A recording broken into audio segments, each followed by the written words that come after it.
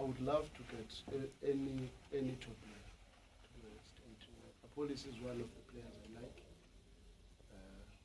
But I think as many coaches would say the same thing.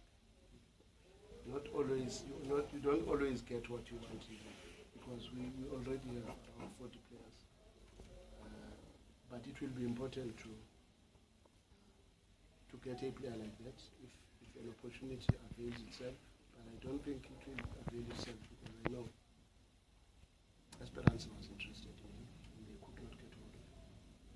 So I wouldn't want to talk much about something that at this stage is immaterial for me.